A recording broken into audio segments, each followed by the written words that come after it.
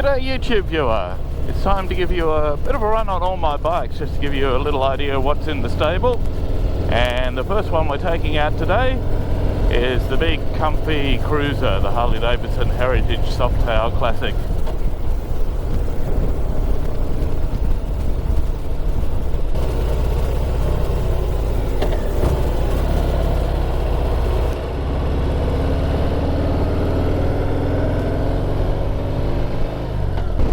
Now this is the bike for all day comfort. I can go out and ride on big open roads like this all day, even some quieter country lanes and things like that, and it just cruises along. It's just beautiful for that kind of thing.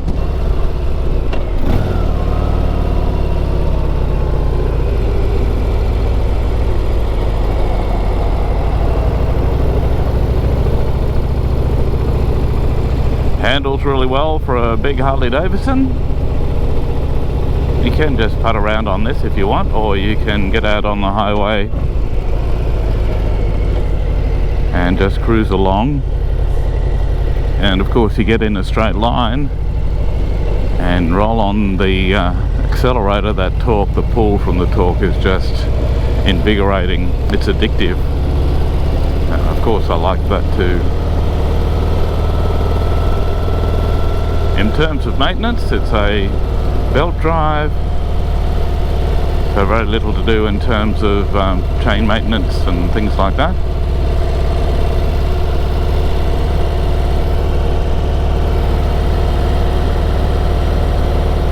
It's great going slow like this, and it's also great cruising along at a higher speed on the highway or a road.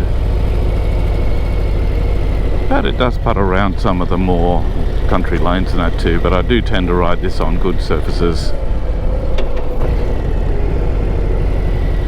And in a second we'll get an example of its pulling power still being run in this bike, so I will be a little bit careful.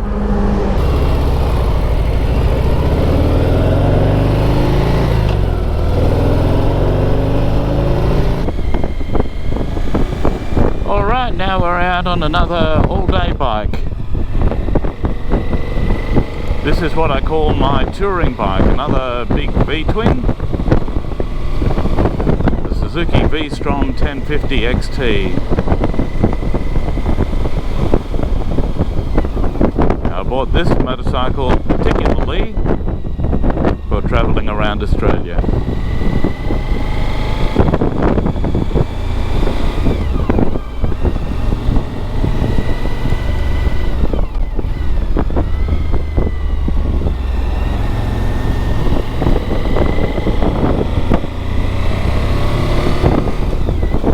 Yes, it's very capable on dirt roads. Nothing too technical. I wouldn't take it on a fire trail or anything too gnarly or difficult, because it is quite a heavy bike and a lot of the weight is up high. But in terms of a lot of those big open roads in Australia, the dirt roads, this bike is more than capable of handling those, and at good speeds as well. I'd probably put better tyres on for that kind of thing, but it can more than do it. It's such an easy bike to ride. The most difficult part of this bike is the lugging it around, because it's quite tall and quite heavy. Probably not as hard to lug as the Harley, even though the Harley, the weight is down very low. It's a very heavy bike. It's over 300 kilograms. This is around 250. So this will be the second heaviest bike I own. So in terms of lugging around to garage, it is not the easiest. But in terms of ease of riding out on the road, on A roads and highways and good fast dirt roads, it's very good. And even some of the not so fast dirt roads, it's very capable as well. It's just if you want to pop up the front wheel and jump over logs and things on more difficult trails, it's probably not really the bike for that. It would be fairly hard work. Alright, again I mentioned this has got great torque. Let's hit the accelerator.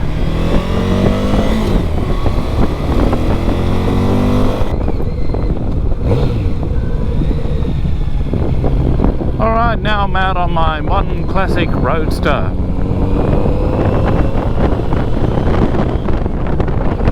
The Kawasaki Z900 RS.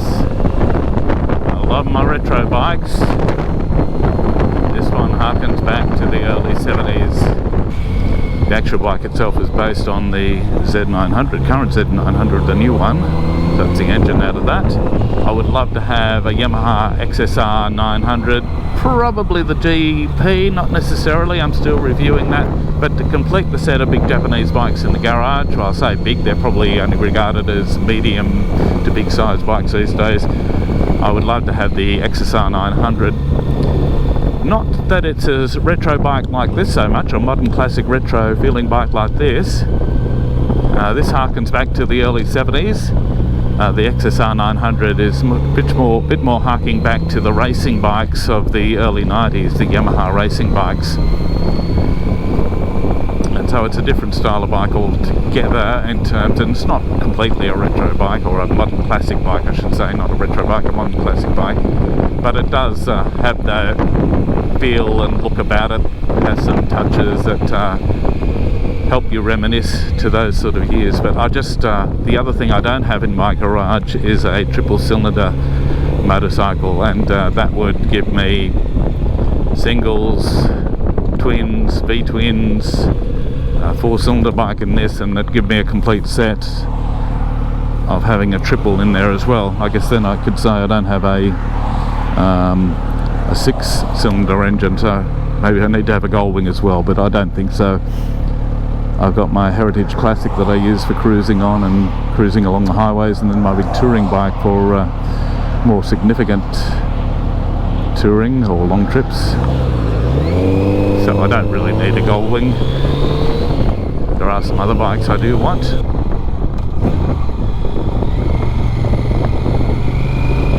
Alright, next bike is a metric cruiser. Or another way to describe it would be a more sporty cruiser. This is a Honda CMX 1100 Rebel. Probably not the Honda I thought I was going to buy, but one I bought because it's too good an opportunity to miss. This is the manual version. I don't think I'd want this bike in the DCT just personally. I know for some people that would be fantastic.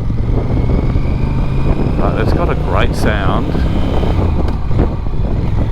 and it's got a nice clunky gearbox to change, so I really enjoy it. So you might think, why do I have this and then the Harley Davidson cruiser, the American muscle cruiser, I guess you might describe it as? Very different bikes.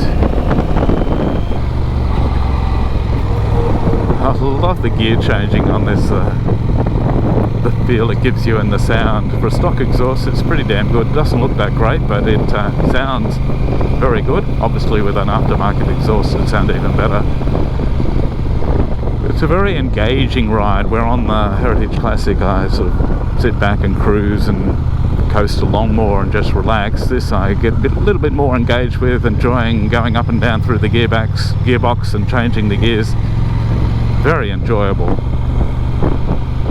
So I don't ride it in the same way as at all. It doesn't have a bearing. The wind's very clean though, amazingly so. So it's a great handling cruiser for the twisties. It's relaxing still, but engaging. I wasn't sure I'd like it when I bought it, but I immediately fell in love with it and I've enjoyed riding it ever since. Can't see it hopping out of the stable. I guess in terms, if you compared it to other cruisers, it'd be a bit more similar to Nightster in the Harley range, Nightster Sportster I suppose, and Scout in the Indian range. I really love it, really enjoy it, and it's good to have a metric cruiser that doesn't try and look like Harley or an Indian or anything else. It's a very modern take on the cruiser. Okay, now we're out on the DR650, the Suzuki, what I would call a trail bike. When I was growing up, you called this a trail bike. Now they call it dual sport. This bike has remained relatively unchanged for 2 decades.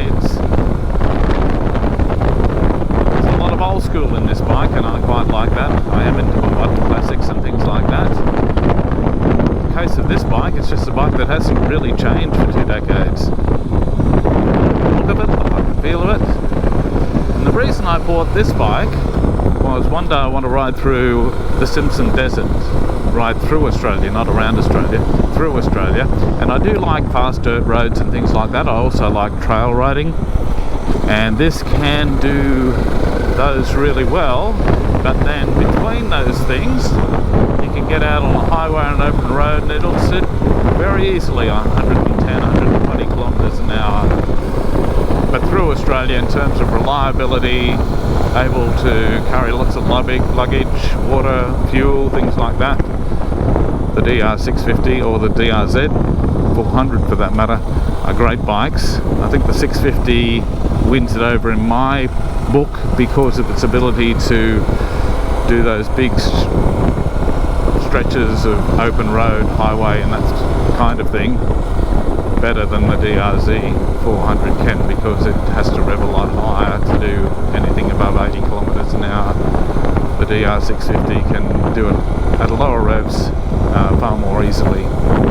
The DRZ 400 is far more capable on the actual trails. More ground clearance, lighter, better geared, better suspension. But for my kind of riding, I love the DR650.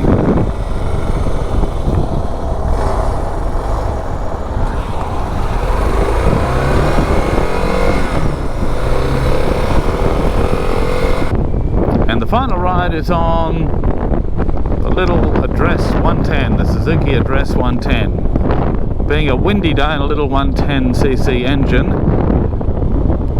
I'm going to struggle to get this over 80 kilometers an hour, or 90 maybe maximum today, unless I have the wind behind me, and then I can get up over 100. But it's not that safe to do that kind of thing on a bike this small. And being a windy day too, when trucks go past and everything, it's going to really blow us around. So that's not the purpose of this bike. I have done it, but rather than take you out on the highway, I'm going to take you where this bike is ideal, what it's for. This is my little town run around, going to the shops, picking up milk, things like that. Just pull it out, hop on it, go and do that business, and then come back.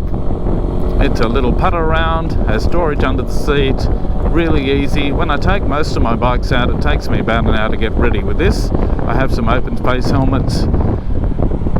I don't tend to put my motorcycle boots on. I just go and hop on it, put my open face on, go around to the shop, or go for a short ride. Sometimes I will go to the beach on it and ride around the foreshore, things like that, particularly if it's with another person on a scooter. And it's really enjoyable, convenient, frugal, economically, it uses nothing. Now, one thing I do on this bike is, if it is a nice day, particularly if it's a better day than even today, it's pretty bleak and cold and windy today, but I do love exploring some of the back streets and things on this. Sometimes 4 o'clock in the afternoon, a Sunday afternoon or something, nice weather, I just feel like going for a little explore and just putt around the streets, wave to people walking their dogs, just going on a walk or things like that. And the number of times I've found a place I never knew existed like this. Finding this came from a ride on this little scooter one day. You make all sorts of discoveries, and maybe places you'd like to live in the future. Now, we've just come out of autumn, it's the beginning of winter now, so we still have some trees with leaves dropping off. And so when you go on those little explorations, you find things like this that are just beautiful. Oh, I hope you've enjoyed. Just something a little bit different. This video wasn't planned. I just got up this morning and decided, hey, why don't I do that? And so we've done it, and it's worked out quite well. I hope so. Anyway, I hope it's interesting. And if you'd like to support the channel and help me grow it, then please like and subscribe. Alright, we're going to conclude by adding an extra bonus 7th bike into the mix. Now, this is not one of my bikes, this is Riding Hood's Bergman 200. the reason I'm throwing this in after the other scooter that is my bike I put in is that this one is much more capable. Okay, because it's a 200cc motor, this bike is much more capable of doing highway speeds. And of course it has the wind protection as well. The other thing I would say is very easy to ride this bike. Obviously you don't have to change up and down gears.